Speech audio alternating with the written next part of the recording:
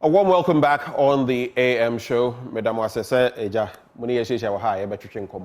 This is the time where I get to share with you my blunt thoughts, unseasoned. It is just the way it is. I say it raw. People don't like it, but it is what it is. The truth is only one. Yeah? So I've titled it today, An Adjourned Agenda and a Display of Power, the Facts to Appreciate. An Adjourned Agenda and a Display of Power, the facts to appreciate. I'm sure you can deduce from the title that I'm going to be talking about Agenda 111, the adjourned agenda, and the display of power in terms of the LGBTQI plus bill and everything happening in between. I could have easily spoken about our currency, which is in a free fall again, even in the grips of an IMF supported program. The cedi is the third worst currency in Africa, one more time, at a point where we're the worst currency in the world. So I could have spoken about that. I could have spoken about Galamsey. I could have spoken about empty plates, the free SHS promise. But today I decided to focus on these two for crucial reasons. And here's why. Come with me. So it's all about the big Agenda 111 debate. And as we go to the next slide, we look at the big agenda and the number of hospitals promised. We're looking at 111. 111.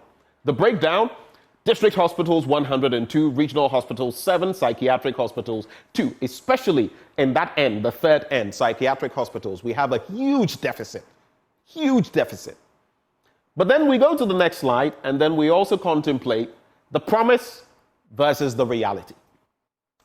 The timelines: April 2020, there was the promise to build 101 hospitals. August 17, 2021, we cut the sod. And in October 2023, 89 hospitals were said to be complete. That is 52%.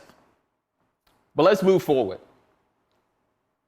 The promise was that this would be completed in a period of 18 months, 1.5 years to complete. But the reality, next slide. The reality shows that it's been 31 months since commencement, and the promise of completing the 89 and others have not materialized.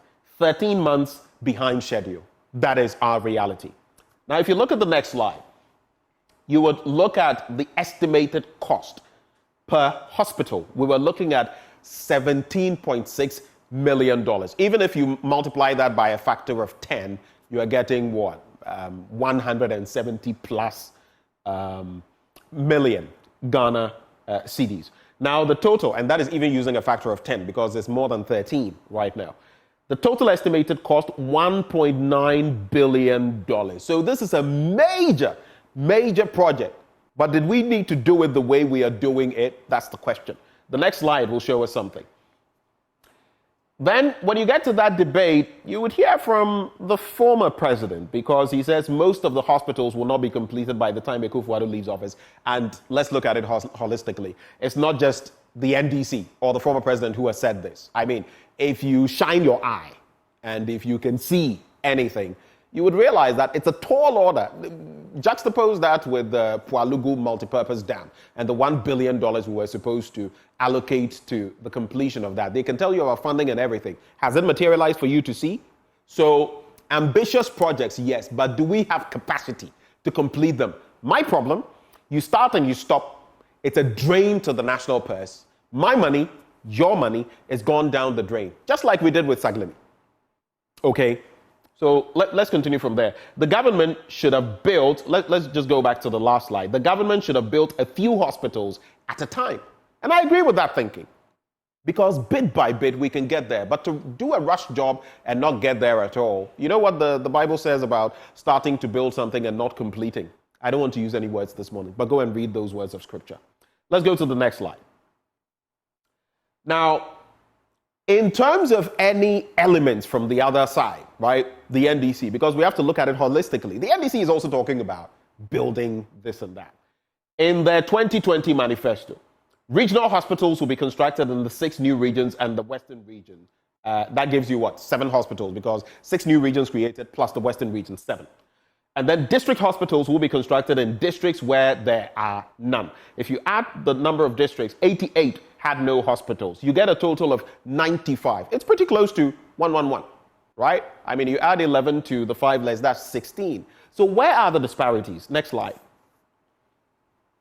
You would find, actually, there is a slide we have to look at in terms of, we'll quickly get to that slide. Maybe we can just move on to that end slide and focus on that. Because if you look at what has been said by the NDC, they would say that their district hospitals, right, and that's the difference, is going to be based on what we have in the district settings. And that will not come anything close to the 17.6 or so million or 17.9 million that we are looking at per Agenda 111 hospitals, per each one, which would give you the 1.9 billion that I alluded to earlier. So the difference is in the cost factor, and it's like the CHIPS compounds. We have a certain formula. There's a certain process we follow. They all look a certain way based on antecedents, right? So the disparity then would be that, yes, the difference may be 16 hospitals, promising 7 hospitals, 6 in the new regions, 1 in the western region, plus 88 district hospitals. But the difference is in the facts and it's in the figures. It's in the implementation of it. This discussion has come to the fore. I had to bring it to you because guess what? It's not the same. And for the life of me, since 2020, sometimes you must just read between the lines. $1.9 billion. How much are we getting from the IMF? $3 billion. Are we seriously expecting government to get the $1.9 billion to be able to complete this enterprise? That's the issue. So, fact, fiction, or faction, a mixture of both. We'll get to that, but I'll get to that last slide later on. It should have been here somewhere. My apologies for that. But let's also talk about the anti-LGBTQ bill. That whole tug of war, if you like, because it's not a peaceful tussle, let's face it, between the executive arm of government and the legislative arm of government. So if you look at the reality, the number of days since the passing or the passage of the bill, 23. All right?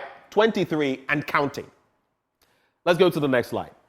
Now, if you look at then 2 pending applications for an interlocutory injunction in the Supreme Court, Dr. Amanda Odoi and Richard Delasky. People have had their own issues to do with them. I'm not going to get into that. That's a personal issue. And they decided to go down this road. And some would say for justifiable reasons. It's up to them. That's their own wahala. Now, the Attorney General has advised the President not to take any action on the bill till the Supreme Court decides. And this is where, going to the next slide, this is where sometimes we get a bit, because we all know what happened with the e-levy. 2 suits. But let's proceed. Now, what does the Constitution say on some of these matters? If you look at Article 1067, it says once the bill is passed, notify Parliament of decision not to assent within 7 days of receipt. That is when the President takes receipt of it. And you remember, on 3 occasions, the Clerk of Parliament, nowhere does it say that whatever the option of the President is, he shouldn't even take receipt of it. And that is what some people have said has been disrespect, not just to the Clerk of Parliament, who is on the level of the Chief of Staff, by the way, in case you didn't know that, but to the Speaker of Parliament and the House of Parliament itself. So, Article 1067 says, notify Parliament of decision not to assent within 7 days of receipt of the bill. That has not happened. 1068A says, 8 and A, recommend any amendments within 14 days of refusal. That is if that is the option that the President chooses to go by. Article 1069 says Parliament is required to reconsider the bill on the back of this, if that happens. And then 10610, President has to give his assent to the bill within 30 days after 2/3 MPs support the bill. The MPs have an option. They can decide. The only tricky part will be that because it's been so highly contentious, would a majority or a good chunk of members of the MPP join members of the minority if it came to that, to get the 2/3? Because neither has 2/3. They are split right through the middle. Next slide. Then you look at the total number of days the President has after receiving the bill. 21. Since the passage of the bill. 21. Next slide. And then you get to what I was referencing, the e-levy. Interesting question. Where do we put candor, honesty, sticking to the facts on the front burner? And why do we keep vacillating? I can talk about Daniel Yao-Domelevo. I can talk about so many examples. Why do we pick and choose? Because when it came to the e-levy, March 29, 2022, it was passed in Parliament. Look at the dates. Pay attention. March the 30th, 2022, the very next day, the minority filed a case in the Supreme Court. And around the same time, Oliver Mause Bakavomawo filed in the Supreme Court, even stopping, if you like, the GRA from effecting those charges. But guess what? So 29th, 30th, 31st, the president had assented to it within a matter of 2 days. 2. Come on. And I go back to the point. Yesterday, I heard the Attorney General, Godfrey Adjourned, speaking, on our midday news on radio. And I wanted to put certain things to him because he was talking about the processes and some things. I agree, though the other side has also shown that this matter was in court even before the Speaker had been filed. There are counter arguments. But my point is, when the president, meeting the diplomatic community, stated that there was a case in court on the 4th day of March, when in fact that actually happened on the 5th day of March, with the date on it clearly on the face of the writ. What was Mr. President alluding to? I want to ask the Attorney General that, especially as he was also asking what the Speaker was alluding to when he spoke about the other case. What was the President alluding to? Now, in the next slide, we look at what some people have said. I mean, we've heard from Under Rawlings, this wasn't really, and Akufo, it came up a bit. We heard his response. We heard from Atta Mills. We've heard from Mahama. We've heard from Akufo-Addo in different points. It is bound to happen versus at the Anglican setting where he said he would go along with what Ghanaians would say. I'm also interested in finding out what the Vice President thinks now that he's leader of the MPP. But the former president has said no religion in Ghana accepts LGBTQ plus activities. The president's secretary has no authority to write such a letter. Parliament is obliged to send every bill to the president, and this is a threat to Parliament as an independent institution. What do you think? What do you think? People say the executive is overreaching, going beyond its powers, becoming overweening. But partly, I blame all of us. Because indeed, we have created an executive that is too powerful. One person appointing CEOs of state-owned enterprises, appointing the IGP, appointing, guaranteeing the appointment because the nominations are made by the judicial setup, and then Mr. President will have to, on advice, approve these people. He can decide not to approve. Too powerful. So as we complain, we should also go back and look at the 1992 Constitution. Again, go back to the 2010 Review Commission's work. Again, because we can't keep doing this. It's a fan belt. We can't keep doing this and expect different results when we're doing the same old. And in this final one, this is what I was looking for that I could not find, going back to the conversation on Agenda 111. Now, Dr. Nana Ayuefri, a chairman of the Parliamentary Health Committee, says, and he spoke recently, just a few days ago, this is interesting. He says, currently, there are 90 active sites at various stages of completion. When pushed further, he said, we should be able to complete about 50 to 60 hospitals. Now, 60 out of 111 leaves you with a deficit of 51. If you make it 50, it leaves you with a deficit of 61. Reality. Those are not my words. His words. And finally, natural litigation on lands, just quickly, natural litigation on lands in Ghana make implementation difficult. As we go to the next slide, let's just see the next slide very quickly. It's a bit of a mixture this morning. Unfortunately, the slides were mixed up.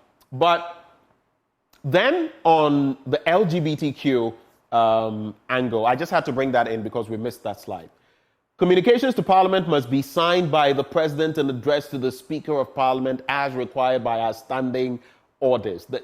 The clerk has been refused to hand over. 3 times he's attempted it. And he's been rebuffed. I have never in this Fourth Republic experienced this. I mean, I'm open to correction. I stand corrected. If you have any instance where there's been a bill and the clerk of parliament has been held back, prevented, and there was some assumption almost as though because the president had traveled, he couldn't. That is not the process. Let's stop with the hypocrisy. The process is that it can be served. Once it's the presidency, it can be delivered, and the president doesn't have to be there. You read the statement, and it's almost as though in the absence of the president. Nana Santi video too.